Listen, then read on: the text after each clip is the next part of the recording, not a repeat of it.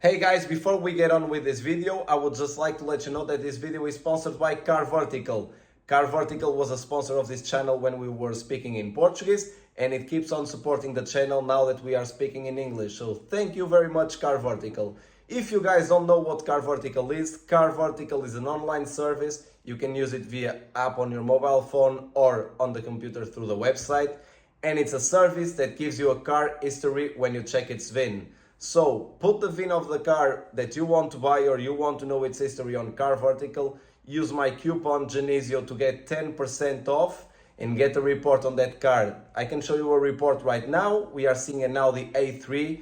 You can see that this car doesn't have any outstanding finance issues, has never been stolen, but it has been damaged at some point. You can see the pictures, you can see where the car has been crashed. And if you go through the report, you can also check the car's history. Every time it went to maintenance, every time it's changed its owner, you can get it all on the Car Vertical report. So, Car Vertical, thank you very much for keep on sponsoring the channel, and let's get on with the video. Hey, Mr. Doggo.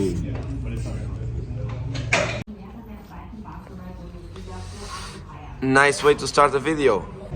Hi everyone, welcome back to the channel and welcome actually to the first proper video that I'm recording in English. If you remember my Portuguese channel, I've recorded all of these cars.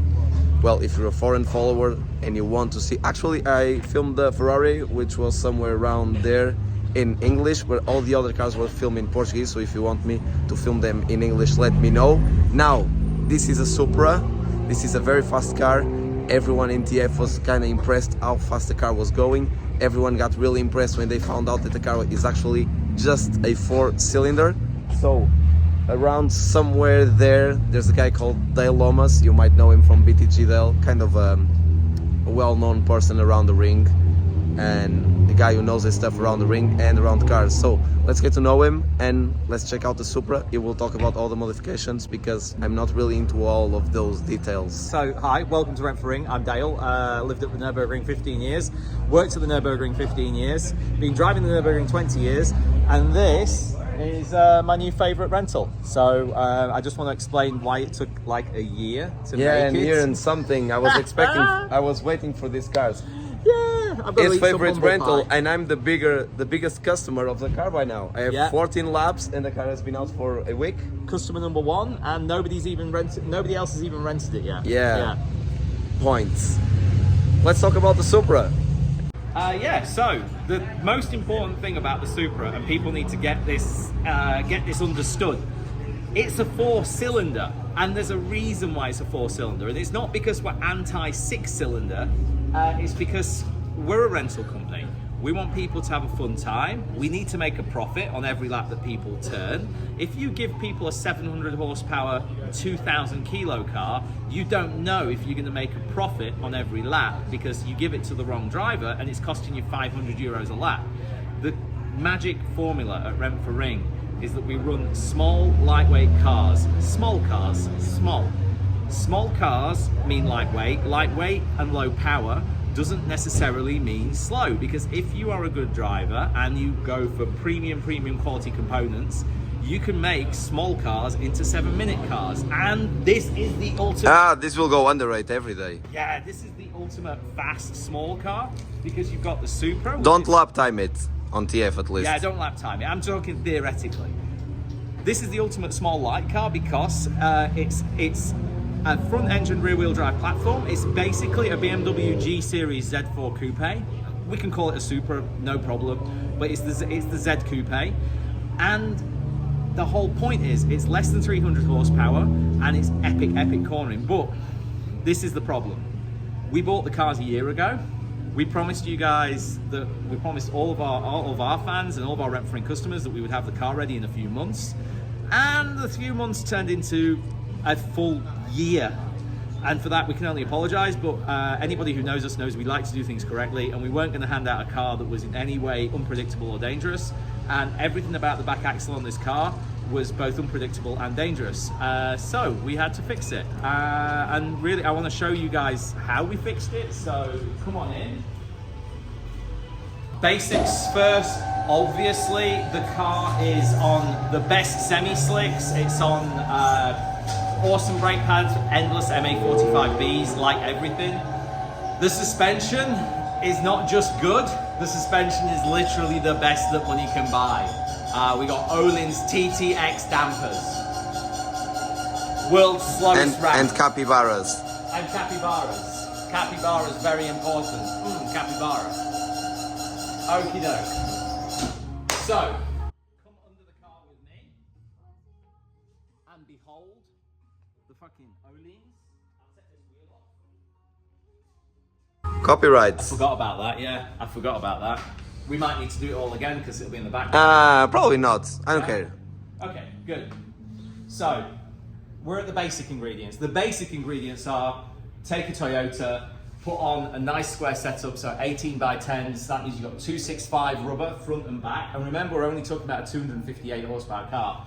265 rubber front and back, only CTX dampers, and you might be forgiven for thinking, boom, race car. Turns out, not that simple.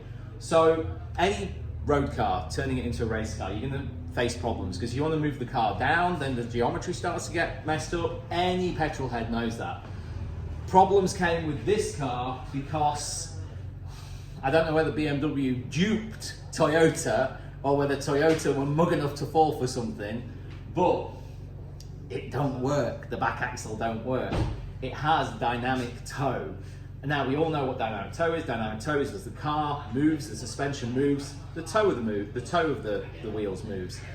You talked about that on a prior racing car, M235. Exactly. And in some cars it works very well. Like for example, the Alpine. The Alpine has dynamic toe. It is engineered from the start so that when you brake hard, the back opens out a little bit because ultimately it's a double wishbone suspension. You choose how much dynamic toe you have on that car. And Alpine chose to add some dynamic toe to make the driving experience better. This is fine, this is good. The problem with this dynamic toe is at the very extent of the range, the very ends of the range, it gets wild, it goes crazy. We're talking 30 minutes of dynamic toe. The problem is that it was very hard to see it because Toyota have done a very good job of finalizing the car and finalizing the spec. And what they did was they were using bushers that are very, very, very solid, and they prevent the wheels from moving to the full extent. So you sit in the middle and you think to yourself, oh, this car doesn't have any dynamic toe anymore. Now they've fixed it, it's okay. Like the mugs that we are, we think to ourselves, hey, Toyota Motorsports, they do a load of parts for this car. We'll just fit the parts that are on the GT4 race car, and when we do that, it will automatically work because we know that the GT4 Supra is cleaning up in the European Championships. So we think, cool. I've seen them racing here last weekend, and the GT4 Supra was going at it. So we fit entire GT4 racing parts to our car, and we think, cool. These lengths will have been worked out. This is going to eliminate the dynamic toe problem that we're facing. Turns out, no, Toyota are even cleverer than we think because Toyota Racing have actually looked at the problem. They've homologated the car with the standard suspension pickup points and the standard length arms, which is part of GT4. And then what happens? They have the same problem as we do. But instead of being super, super clever like they were, we have our Öhlins TTX. It is a fixed rate damper. That means the damping is the same rate all the way through the stroke. The GT4 European racing car, it has progressive dampers. This means at the end of the stroke there is more damping and at the top of the stroke there is more damping. This is the same as the original rubber bushers that were in the back that allow movement until a point, and then there's a certain level of twist, they stop and they lock up. It's the same thing. All that Toyota are doing is preventing the suspension moving through its stroke. Now, if we were renting cars for a Grand Prix circuit, we could do the same thing. We could do progressive dampers, that's not a problem. It would actually be pretty simple, but we didn't want to do that, which is why it took a year.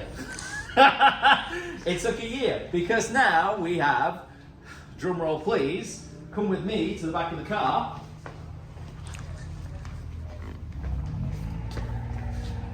We have made our own suspension control arms. Now, this is all prototype, it's not powder coated. This is also here, this is an adjustable length GT4 style part. Still in the same place? Yeah, so these are GT4 parts. This is the custom part. So what's happening here is this is a semi-trailing arm rear. It's connected, as we can see here, 1 point, 2 points, 3 points, 4 points, but it is not a double wishbone. It's BMW's goddamn weirdness. It's BMW's weird shit, man. It's not an MX-5. By the way, just so everybody knows, if it's not an MX-5, it's not a race car.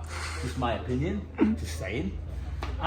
Yeah, it's not an MX-5. It's not Colin Chapman. It's crazy Germans doing crazy German stuff. So what's happening is these lengths are what we're changing, and you can see the threaded rod here.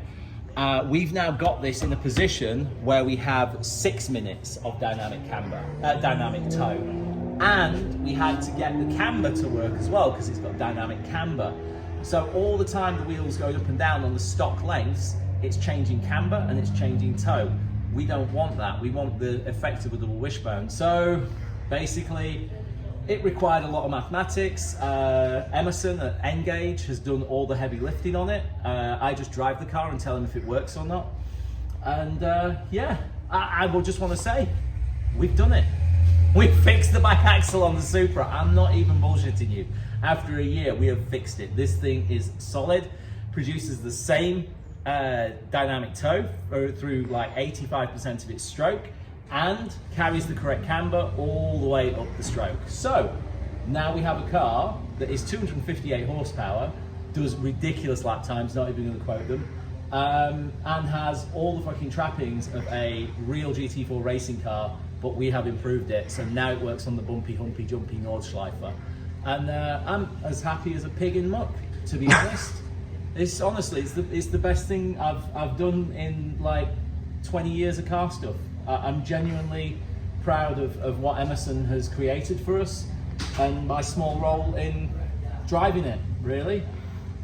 Yeah, so there we go, how we fixed the rear Supra. We just spent a year on it and way too much money. That's like 10 grand of suspension. At our prices, that's 10 grand. We get discount. We're talking about a total bill for all the parts in the rear axle and the front axle. You got the GT4 racing kit, that's over 10 grand for the parts, plus our custom arm here. Yeah, it's a lot, but hey, you've been driving it, you tell me. Yes, yes, it works perfectly, and I'm gonna show that on video next. Not sure what onboard I'm gonna post it, probably the one I went with Taylor, because Taylor mentioned he was the former boss of Andrew Engelman. Yes, that's important. The Engel jizzle. And well, we'll see how the Supra handles. Inside there's like nothing new to show. The Put it down, recipe of a roll cage, Recaros, throttle harnesses. Still, it has a very good driving position. Yeah. But I feel like I need to give some shout outs. You know, you talk about the driving position, you talk about the ergonomics. A lot of that's coming from Speed Engineering, so Zocchi. I've seen the seat consoles. Yeah, so Zocchi did the seat consoles. We got a lovely driving position now. A lot of the other brands, I'm not going to name them, but some of the obvious brands for fitting the seats, you end up with a seat that's a little bit high. Yeah, sitting position is perfect. Car has a long, should I say, it's my first video in English, hood or bonnet? Yeah, everybody understands hood, only the English understand bonnets. So okay. It's a very long hood, and I think that's one of the great things about and I the scratched car. the wheel because of that. I had no clue where the car was. You want to see it? I did this.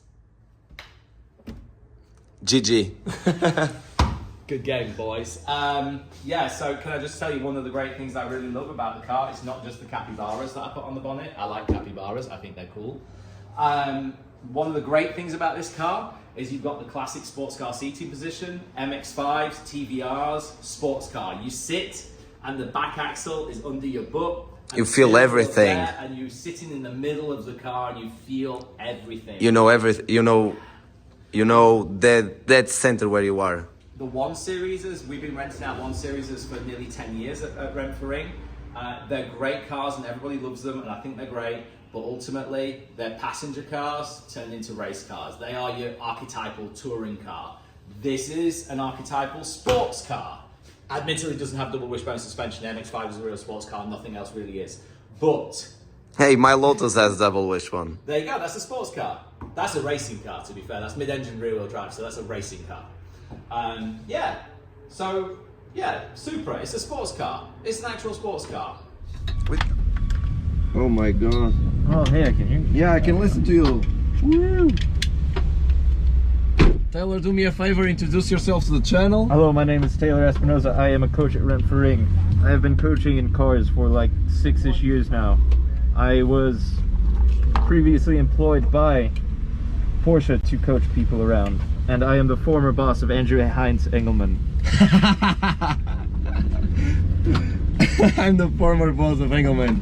You know, he told me that and I was like, dude, Taylor doesn't look like anyone's boss. Little do they know I'm everyone's boss. Perfect. And that got really loud in here, I'm Yeah, sorry. good things take time. They do, yeah. Yeah. I'm gonna do the best I can without being stupid. Yeah. The nose is so long on this car, just stick it out there. I was What's gonna this? Oh, it's the street. I was gonna like, say, who the fuck is yeah, this guy? I was gonna say, who the fuck is doing this? I hope they don't get on track with us to close it.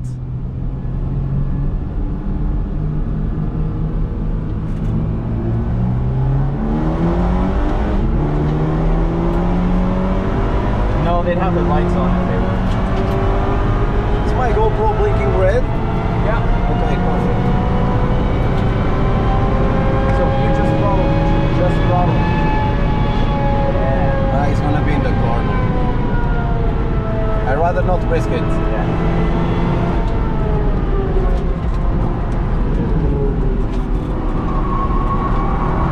Yeah. Now we're using those rears. Boy.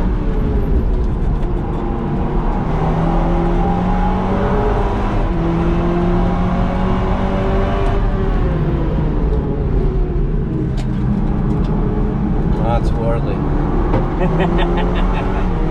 Can you already hear Dale in your head? Yes. Think about the eyes. Every time you touch the brake pedal, take a deep breath. Okay. Like deep through the nose. Deep through the nose. Look, think, where do I want this car to go? See, there it there's the was. oil. Yeah, there it was.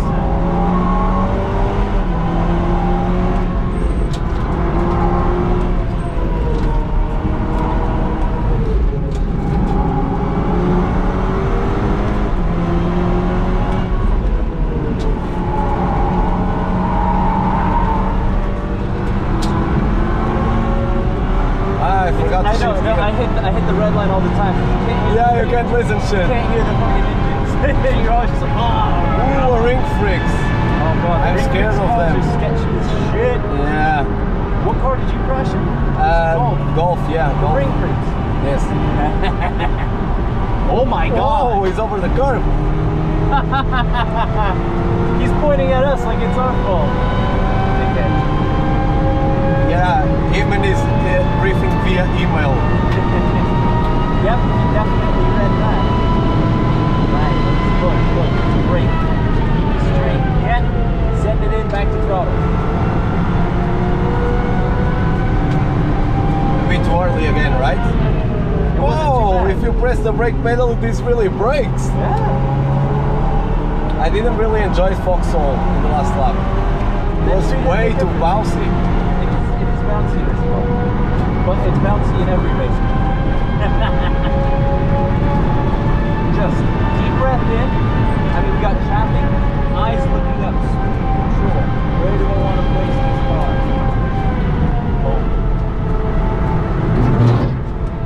I know, of course, Foxhole's going to give you bad flashbacks. Yeah. You know why? Send it in. Hey, it's cool, huh? It does a thing. Horsepower warrior. Remember, bumpy braking zone.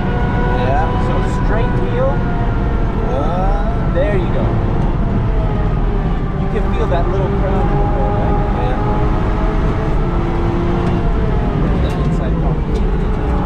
Really what I use the camera.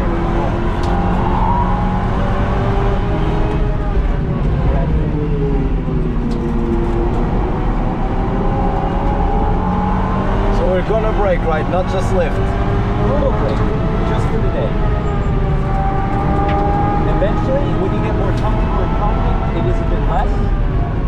In the Alpine, usually I just lift. Yeah. I'm not enjoying this guy here.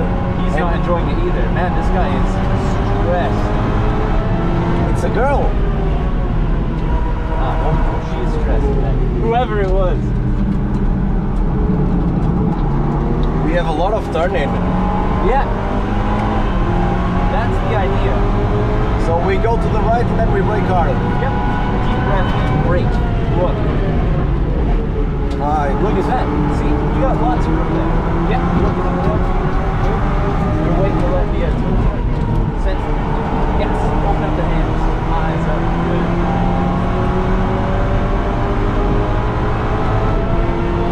We always find the traffic here for some reason. Yeah. Oh yeah.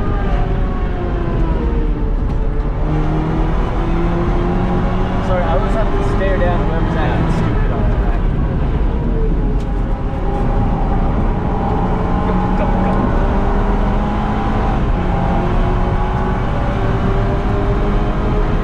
I know, see that's the thing, they see the Supra and they think 1,000 horsepower crazy fucking missiles, but it's the 2-liter, it's all chassis. Alright, remember it's yellow after this.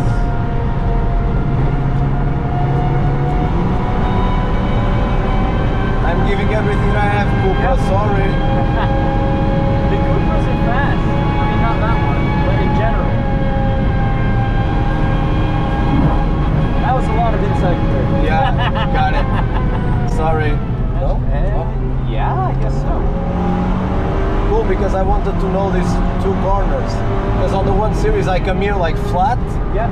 I'm not sure if I can do it in the almost flat. Supra. Just be aware of the bump, right? And here I brake, Yeah, I downshift, and it's left and right flat. At least on the 1 Series. Yeah. It's so yellow again, right? Every day is going to be different, right? That left-right might be flat one day, it might be a little lift the other day. Everything's going to change. Tires are going to change, track conditions will change. The important thing is the approach, right? Yeah. I'm here to make content. Sorry. Yeah, no, that's the idea. Is it's TF, you know? You leave a little bit in it just because you never know what's around the corner. Oh my god, I don't know about him. I don't know about him. Yeah. He's gonna Oh, look at him defending. Look at him blocking, dickhead. Yeah, what a race. And then a shit line through the fucking Kleines side. Oh yeah, he's lost, brother. He's a douche. Yeah, it was a nice lap. It was good. You started to feel like, especially at now force, the behavior of the rear. Yeah. You do start to get more oversteer than the one. Yeah, I actually wanted to accelerate and get out of it, but the traction control came in. It's all, well yeah, and see what I mean? Track's fucking closed. That's why I was like, you better go do one. This is what we play when the track closes. El muchacho de los ojos tristes. The boy with the sad eyes. Yeah. Bro, I'm from Portugal, I understand Spanish.